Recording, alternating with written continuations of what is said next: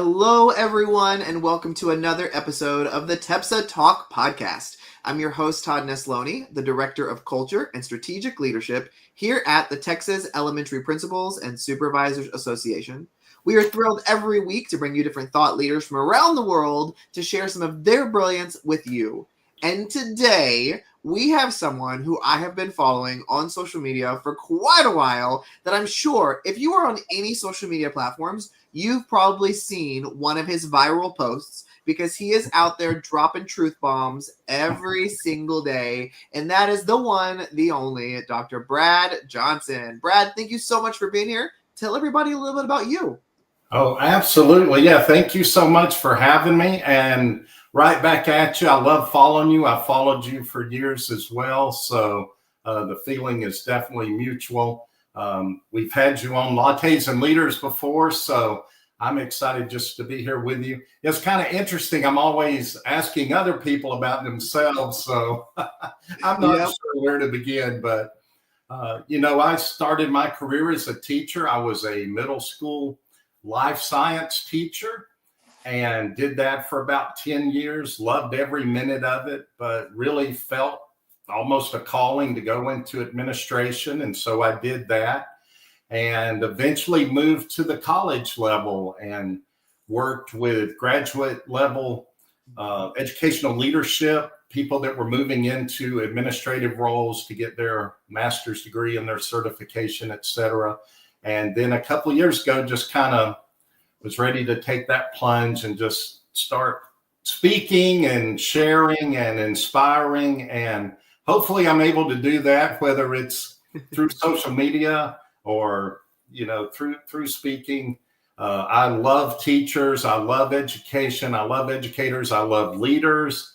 I talk about teaching being one of the toughest jobs, but leadership, especially the school principal, is one of the toughest jobs. I call it one of the loneliest jobs too, because they have that struggle between trying to appease the district and take care of their staff. And so they're kind of torn in a tug of war. And so it's a tough job, but it's one that I understand and definitely appreciate all that they do. I love it. Well, and you hit the nail on the head with so many things, which is why I'm really excited to have this conversation. I think this is going to be really valuable for our leaders here in Texas. And you do some work on mindsets. And I love some of the things you put out there on social media. And I know, there's a lot of research behind the importance of having those different kind of mindsets, especially as a school leader, because you're setting the tone in so many ways. So talk to me a little bit about, when did mindsets and that kind of thinking and ideas, when did that become something that you were like, you know what, this is interesting to me. I want to dive more into this. I want to start helping others with this. Talk to me a little bit about your background there. Yeah, I think it began with first understanding that the teaching profession is what we call a high agreeable. And what that means is that people are kind, they're empathetic, they're caring, and we're all like that, regardless of our background or everything. That tends to be some of our main characteristics. But with that comes some challenges. And with those challenges are things like setting boundaries, learning to say no, not liking conflict. And what I found is that that's actually kind of a mindset that we have. And so I began to delve into, how do we think and why do we think the way that we do? And what I found very interesting is, and I love to share this, our brains are actually wired for survival, not for success. And if you think about that, it makes sense. I like to joke, think of the caveman back in the day. His first thought when he stepped out in the morning wasn't, man, I'm going to discover fire today or invent the wheel. But he was looking to see if there was a Tyrannosaurus Rex hiding behind a tree to get him. Yeah. And so that's how we're wired. We're wired to look for negativity, because negativity is what will cut off our survival. It's not good things that we have to worry about, but it's the negative.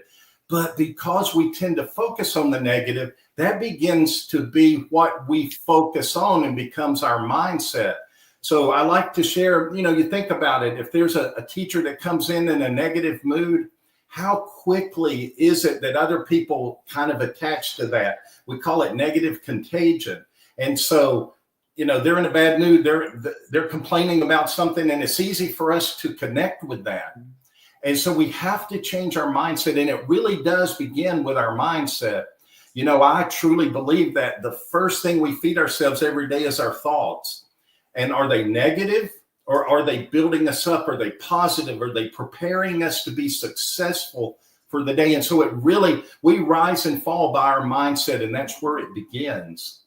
Well, and I think something really important there that you're talking about is that acknowledging that we understand that our natural inclination is that survival, is that negativity. That doesn't make you a bad person. It doesn't make you a negative person. I think you've got to acknowledge that and go, you know what? This is the easy first thing I'm going to do is I'm going to complain, or I'm going to find the negative, but I don't have to. And once I acknowledge that, I can begin to set some other things in place to help me not always go there first. So you've worked with a variety of educators and leaders and all kinds of people. What are some good pointers you give people to kind of take control of those negative thoughts? Yeah. And so it really does begin. I call it, what is your recorder playing? And some people look at me funny because younger teachers and educators are like, what are you talking about? Yeah. So I have to kind of update it and say, what is your brain streaming? Yes. And so hopefully they get that. But it really is, it's just what is on a loop. How do you constantly talk to yourself? How do you give yourself feedback? Because you're the most important person to your success. What you think of yourself, how you talk to yourself is more important than what anybody else does. So it really begins with that. When we wake up during the day, are you focused on, man, I get to go to work. I have a great job. I get to spend time as a leader with my staff, with my school, if it's a teacher, with your students. And so it really is about focus and trying to find those positive things and build yourself up. And when we talk about that high agreeableness, some of the things that are challenges, like I said, is learning to set boundaries. And it really is about kind of almost being proud of yourself. When you're high agreeable and you are successful, you tend to not want to think about it, or you feel almost guilty because you're in the limelight. And so we have to change that perspective. We shove it off, or we downplay it to, it was just luck, or, it was whatever, instead of saying, hey, you know what? I do have talents. I do have strengths that I bring. And, I do work hard. And so I deserve these accolades. I deserve to be successful. I deserve that positive mindset and to have that positive day.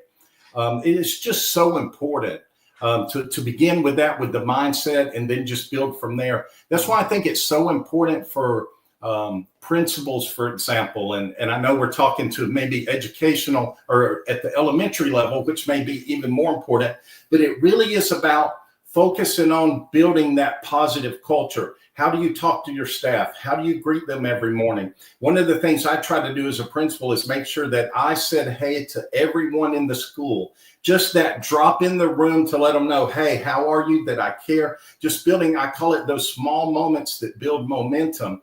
Because what happens is when your staff knows that you care about the little things, then they'll begin to trust you with big things. They'll come to you with problems because they know you care about them. I like to say you care about them as a person before the professional. And so have those little moments of, hey, how's your day? Talk to them in the hallway. You'd be surprised because we know how busy principals and assistant principals are. And we know they have a lot on their plate, and they're usually running from one fire to another fire. But you would be shocked when I would have, for instance, teachers tell me, I wish that they would just say hey to me when they pass in the hallway, or just look me in the eye for a moment. They know they're busy. They know they've got places to go, but just taking a moment to personalize and talk to them as a human is just so important to build that, what I call trust capital.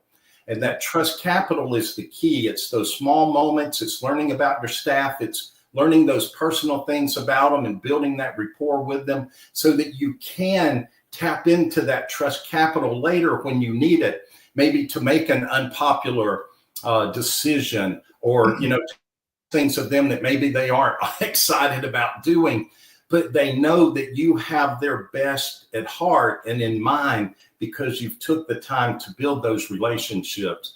That is a big piece of building that culture too.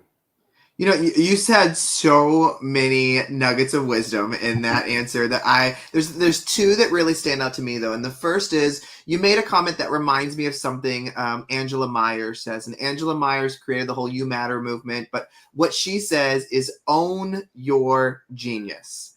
And as you were talking in there, that's all I could think about was, yes, so many times in education, we like to be humble. We like to say, oh, well, no, it just happened to be that way. No, you did that. Like, own it. You bring something great to the table. You deserve to be celebrated. You did well. So don't run from that, but embrace it. So I love that you shared that. But the other thing that I really appreciated that you talked about was the whole idea of the simple act of acknowledging people, of just showing up and knowing that as the school leader, your attitude is going to affect everyone, the students and the staff. And, you brought up a comment that I thought when I was a school leader, we get so in the weeds sometimes that we think everybody's doing what we're doing. And we don't always realize when we're doing something different. But I remember having a staff member who had been in education for years. And she just made the comment of, it's so nice to work for someone who acknowledges that I exist. And I'm like, what do you mean? And she's like, well, you talk to me when you walk by me, or you say good morning or hi. Like, it's not just going from place to place to place. Are you doing your job? I'm doing my job. You leave me alone. Like, you acknowledge that I'm here as a real person. And when she said that, I was just like, what, really? Like, not everybody says hello to people. But you're right, Brad. In the work that we do, you find countless people who are like, no, my administrator didn't even speak to me. And I'm like, what? Like, that's an easy win. That's such an easy no-lift win, just to acknowledge people. So I love that you brought that up. And so as we kind of shift in this a little bit, though, I know some leaders are going to be hearing going, you know what, Brad? I've got a good mindset. I'm trying to set that example when people arrive. I'm doing this. But Brad, I've still got some teachers who are stuck in that mindset of negativity, complaining. How can I help them move forward into a more progressive light? And so it'll sound odd, but it's kind of like how we do with students sometimes. And, and there's a couple of reasons this happens. Sometimes it's because, like the example you gave of a teacher, when there's a veteran teacher that's never been valued or talked to, it's easy to be negative. And it's easy to say, oh, here we go again, when the next person comes in or when the next idea comes through. And so it's so important, first of all, and I can't express enough the importance of that trust capital that I was talking about, because when you have the negative people, you got to find a way to break down the wall.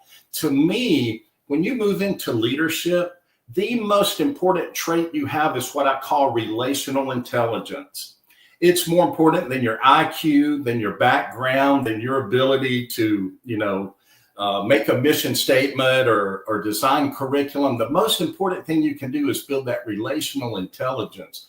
And so with that, again, you're letting your staff see that you as a person first. I liked what you said about that too, because if you think about it, one of the things I like to share is at the end of the day, when people go home, you're no longer a principal. They're no longer a teacher, none of that, but that you're a human. Yep. And they're a human. And the students the same way. At the end of the day, we lose our titles, we lose our positions, and we're just human. So that's so important. But when you start chipping away at that with listening to them and getting feedback, one of the most important things I think that we can do so often, because again, principals have all of the accountability being the head of the school. But one of the keys, again, part of that relational intelligence is understanding that you have staff with talents and strengths and abilities. One of the things that I talk about with helping principals keep from burning out is learn to delegate strategically.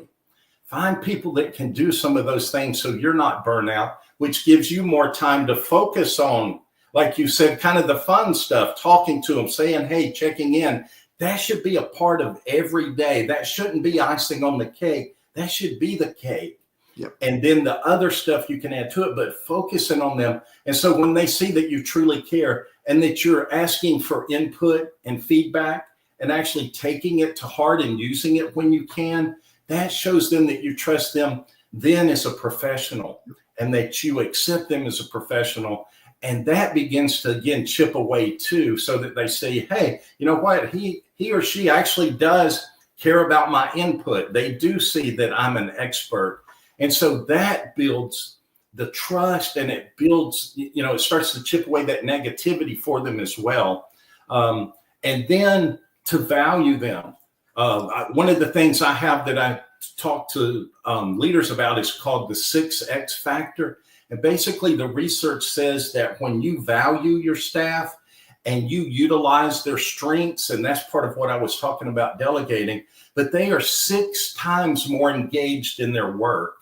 Think about that for a minute. You could have your host staff simply by valuing them, raising morale, maximizing their strengths and their roles, 6 times more engaged.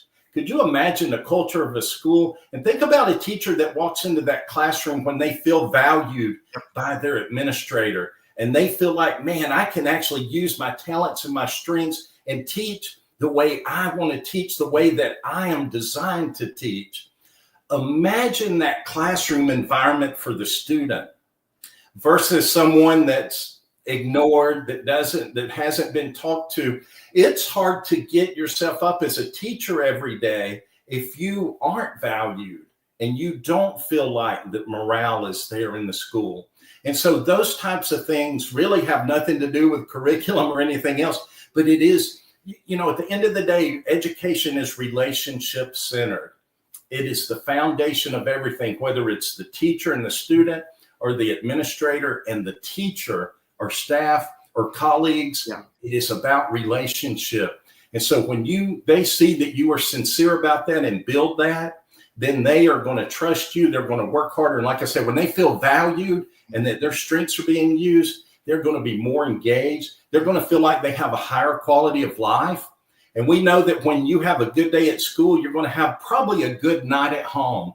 And when you have a good night at home, the next day, you're more likely to have a good day at school. So it's just a self-fulfilling prophecy almost of that, with, that cycle of focusing on them, valuing them, and helping them be their best. And like I said, that again then creates, teachers' working environment is the students' learning environment. And so the better we can make their teaching environment, at the end of the day, the students are going to be more successful, which is ultimately what we want to a large degree anyway. Exactly. Goodness. So many good takeaways from today's conversation. So many nuggets of wisdom. So as we begin to wrap this up, Brad, I'd love to know if leaders are listening today and they're like, okay, what's my one takeaway, Brad? Like, what's the one thing you really hope they hear and they walk away with from today's conversation? All right. It'll be authenticity, and I'll lay it out a little bit because the ones that get it right, they will build on it. They'll be like, hey, I do that anyway. So it'll prompt them to do more. The ones that struggle with it, when I talk about authenticity, my thing is to be honest with your staff. Hey, you know what? I don't have great relational intelligence, but I'm willing to work on it. Because I think that's the hardest transition, whether you're a teacher moving into administrative role or really any leadership role, when people move in, is to remember that it is about the people that you serve. It's no longer really the focus about you. And so it is about learning to listen, to build those relationships. And again, a lot of people, in fact, the research even says that most people that move into leadership roles, the least effective trait that they have is that emotional or relational intelligence. So it's the one that we need to focus on the most. But if you're willing to tell your group, your staff, hey, you know what? I'm not real great at it, but I'm willing to work on it. Yeah. And then start to work on it and get input and listen to them, it'll change your culture. Amen. We all have things we can work and grow in, and owning that vulnerability is so important. Well, Brad, this has been such an enlightening conversation, and I'm sure people might be listening going, Brad has it together. Like, I need to learn from him. I need to have him come speak to my people. I want to check out his books, like whatever. How can they connect with you to get more information? Yeah, so it's Dr. Brad Johnson on almost all social media platforms, from Twitter to LinkedIn and Facebook and what's the other one? Instagram. But yeah, drbradjohnson.com, spelled out doctor, the whole word, bradjohnson.com. I mean, they can see me there, but they probably see me on social media. And so, yeah, I would love to come, inspire teachers, to rewire, rethink, and be their best, or to help administrators understand, man, if you can value your staff and help them be their best, it'll change the culture of your school. And again, ultimately, that leads to student success, which is what we're really there for. Yep.